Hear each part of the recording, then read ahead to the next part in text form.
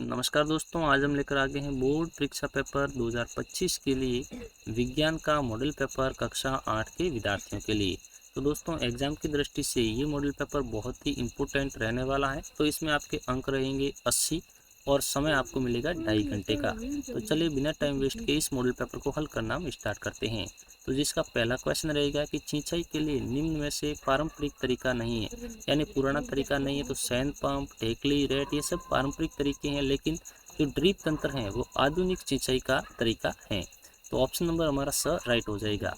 दूसरा सवाल रहेगा कि भारत का प्रथम आरक्षित वन है। तो भारत का प्रथम आरक्षित वन जो एमपी में आया हुआ है वह है सतपुड़ा राष्ट्रीय उद्यान। तीसरा क्वेश्चन रहेगा दोस्तों कि दानों को भूसे से अलग करना कहलाता है। तो दानों को भूसे से अलग करने की जो प्रक्रिया होती है उसे हम थ्रेसिंग कहते हैं। Option number the is the right answer.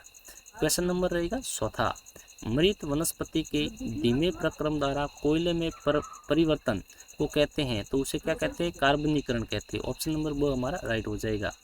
उसके बाद का क्वेश्चन रहेगा कि कॉक किसका शुद्ध रूप है। तो कॉक है वो कार्बन का शुद्ध रूप होता है। ऑप्शन नंबर ब इज द राइट आंसर। दोस्तों, यदि इस मॉडल पेपर की आप पीडीएफ प्राप्त करना चाहते हैं तो आप हमारे टेलीग्राम चैनल को ज्वाइन कर लेना, जिसका लिंक आपको डायरेक्ट इसी वीडियो के डिस्क्रिप्शन बॉक्स में मिल जाएगा।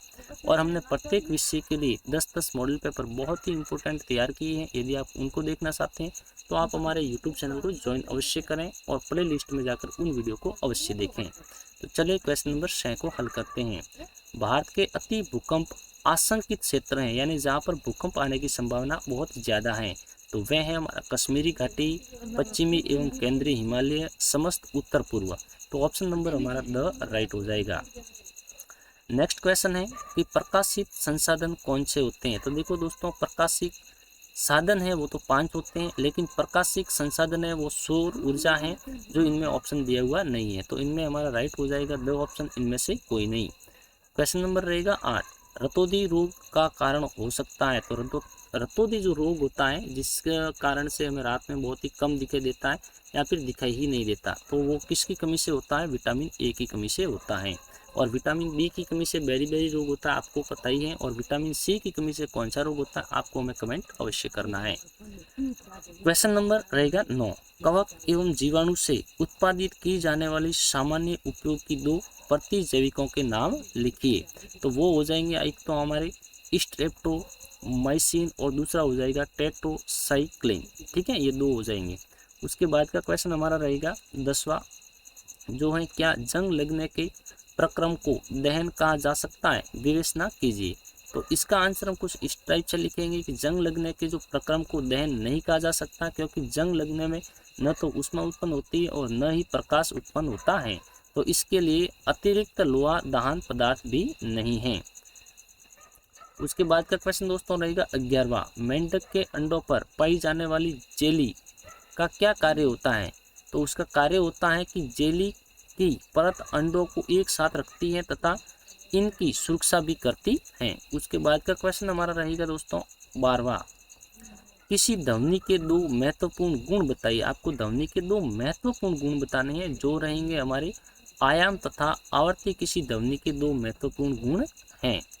उसके बाद का क्वेश्चन है 13वां, जिसमें स्तंभ अ को स्तंभ ब से मिलान करना है। तो यहाँ पर दिए गए हैं नाम दिए गए हैं वैज्ञानिकों के, और उन्होंने कौन सी खोज की थी वो इस सामने लिखा गया है।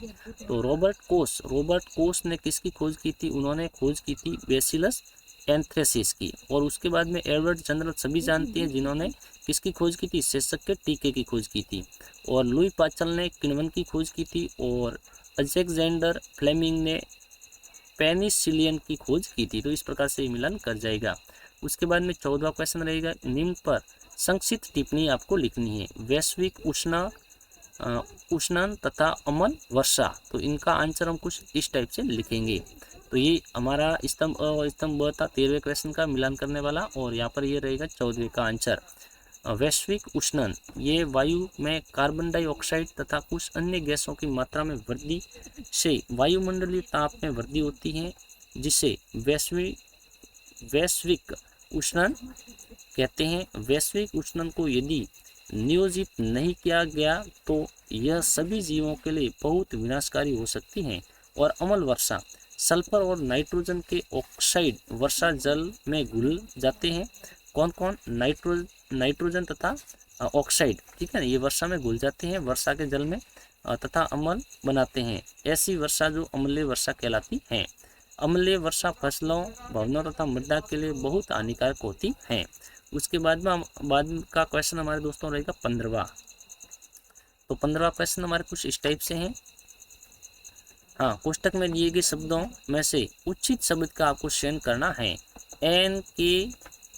NPK एक खाली जगह है मिट्टी में पोषकों की प्रतिपूर्ति की एक विधि खाली जगह है। फलीदार पौधों की जड़ों में खाली जगह बैक्टीरिया पाया जाता है और मछली से प्राप्त कॉड लीवर तेल में विटामिन खाली जगह होती हैं।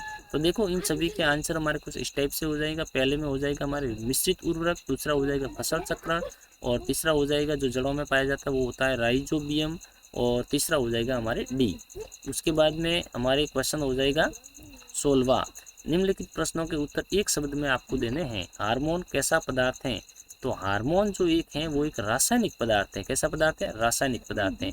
और खर हो जाएगा लड़के लड़की अपनी अधिकतम लंबाई कितने वर्ष की आयु में प्राप्त कर लेते हैं? तो ये 21 वर्ष के आसपास या 18 वर्ष के आसपास अपनी जो भी हाइट है वो प्राप्त कर लेते हैं 18 वर्ष तक, ठीक है। 18 वर्ष के बाद में उसकी हाइट नहीं बढ़ती है। उसके बाद में हमारा ग क्वेश्चन रहेगा अग्नाशय किस हार्मोन का उत्पाद करता है? तो अग्नाशय जो होता है वो इंसुलिन हार्मोन का उत्पाद करता है। उसके बाद का क्वेश्चन रहेगा हमारा कौन सी ग्रंथियां हार्मोन को सीधे रुधिर प्रवाह में निर्मोचित करती हैं? तो ये हो जाएगा, इस क्वेश्चन का आंसर हमारे कुछ इस टाइप से हो जाएगा कि ये अंतःस्रावी ग्रंथियां के माध्यम से, ठीक है। उसके बाद में हमारा क्वेश्चन रहेगा 17वां, जिसमें सत्य या असत्य की आपको पहचान करनी है। तो पहला रहेगा धनुष को खींचने के लिए धनुर्धर एक बल लगाती है, ठीक है, जिसके कारण इसकी आवृत्ति में परिवर्तन होता है। तो ये बात इसकी बिल्कुल राइट रहेगी। उसके बाद है धनुष को खींचने के लिए धनुर्धर द्वारा लगाया गया बल विद्युत बल का उदाहरण है, बिल्कुल नहीं, तो ये हमारा गलत हो जाएगा। उसके बाद में ग क्वेश्चन रहेगा तीर की गति की अवस्था में परिवर्तन के लिए उत्तरदायी बल का प्रकार संपर्क बल का उदाहरण है, तो ये बात इसकी राइट रहेगी। उसके बाद में ग क्वेश्चन रहेगा कि जब तीर लक्ष्य की ओर गति करता है तो इस पर लगने वाला बल गुरुत्व तथा वायु के घर्षण के कारण होते हैं, ये बात भी इसकी सत्य रहेगी। उसके बाद का क्वेश्चन रहेगा 18वां, जो इस प्रकार से क्वेश्चन है दोस्तों, वीडियो को पॉज करके इस क्वेश्चन को सही ढंग से आपको पढ़ लेना है और इसका आंसर हमारे कुछ इस टाइप से रहेगा। तो यहाँ से आपको वीडियो को पॉज करके इन क्वेश्चनों के आंसरों को भी सही ढंग से आपको रीड कर लेना है, क्योंकि ये एग्जाम की दृष्टि से बहुत महत्वपूर्ण रहेगा। उसके बाद में 19वां क्वेश्चन है कि पहिए घर्षणों को कम कर देते हैं, क्यों? क्योंकि ये घूमते रहते हैं ना, इस कारण से। तो इसका आंसर हमारे इस टाइप से हो जाएगा 19वें का। यहाँ से लगाकर यहाँ तक इसका आंसर है, वीडियो को पॉज करके सही ढंग से आपको इसके आंसर को कवर कर लेना है। उसके बाद में 20वां क्वेश्चन रहेगा, तो यहाँ से लगाकर यहाँ तक ये क्वेश्चन है। क्या क्वेश्चन कह रहा है कि एक स्वरित्र की आवृत्ति 512 हर्ट्ज है, इस स्वरित्र 10 सेकंड में कितने दोलन करेगा तथा इसका पावर्त काल क्या हो जाएगा? तो इसको हम कुछ इस टाइप से हल करेंगे, इस प्रकार से ये हो जाएगा सॉल्यूशन इसका। तो आपको वीडियो को पॉज करके इनको पढ़ लेना है या फिर PDF प्राप्त करके आप इसको सही ढंग से कवर कर लेना। उसके बाद में 21वां क्वेश्चन हमारा रहेगा दोस्तों, तो इस प्रकार से ये 21वां क्वेश्चन रहेगा कि भूकंप लेखी उपकरण का नामांकित चित्र बनाकर उसका आपको वर्णन करना है। तो इस क्वेश्चन का आंसर हमारे इस टाइप से हो जाएगा, ये आपको पहले वर्णन दिया गया और ये आपके हो जाएगा इसका सचित्र वर्णन। उसके बाद में हमारा क्वेश्चन है 22वां, मानव नेत्र का एक नामांकित रेखा चित्र बनाइए। क्या कारण है कि धीमे प्रकाश में हम किसी वस्तु के सही रंगों का पता लगा नहीं पाते हैं? तो इस क्वेश्चन का आंसर हमारे कुछ इस टाइप से हो जाएगा, ये सचित्र है, इसका चित्र है और यहाँ पर इसका कुछ वर्णन दिया गया है। आपको वीडियो को पॉज करके सही ढंग से पढ़ लेने हैं।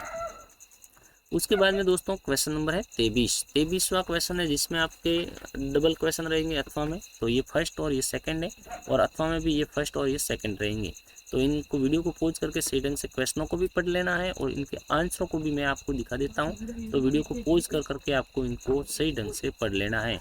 और ये रहेगा अथवा वाला को भी आपको सही ढंग से कवर कर लेना है, न जाने एग्जाम में इनमें से कौन सा पूछा जा सकता है। उसके बाद में रहेगा हमारा क्वेश्चन नंबर 24। तो क्वेश्चन नंबर 24 कुछ इस टाइप से रहेगा, जिसमें भी अथवा में क्वेश्चन रहेंगे, या तो आपको ये दोनों करने हैं या फिर ये दोनों क्वेश्चन करने हैं। तो वीडियो को पॉज करके इस क्वेश्चनों को आपको सही ढंग से रीड करना है और इनके आंसरों को तो आपको याद करना ही है। आंसरों को रटना नहीं, इनको सही ढंग से पढ़ना है, आपको याद रह जाएगा। फिर एग्जाम में जिस प्रकार से आपके मन में याद रहता है वही आपको लिखना है। तो ये इसका अथवा वाले का भी आंसर हो जाएगा, ये वाला। उसके बाद के क्वेश्चन, जो लास्ट का क्वेश्चन है हमारे 25वां। तो 25वां क्वेश्चन हमारे कुछ इस टाइप से रहेगा दोस्तों, जिसमें भी अथवा में क्वेश्चन रहेंगे। सही ढंग से आपको वीडियो को पॉज करके क्वेश्चनों को भी रीड करना है और इस क्वेश्चनों के आंसरों को भी सही ढंग से आपको याद कर लेना है। वीडियो को पॉज करके आपको ये कार्य करना पड़ेगा। तो ये इस प्रकार से हमारे ये इसके आंसर हो जाएंगे। तो दोस्तों आशा करते हैं कि ये वीडियो आपको बहुत अच्छा लगा होगा। वीडियो अच्छा लगा है तो वीडियो को लाइक करें और चैनल को सब्सक्राइब करें। अब हम मिलेंगे किसी और वीडियो में, तब तक के लिए आप सभी को हमारी तरफ से जय हिंद, वंदे मातरम।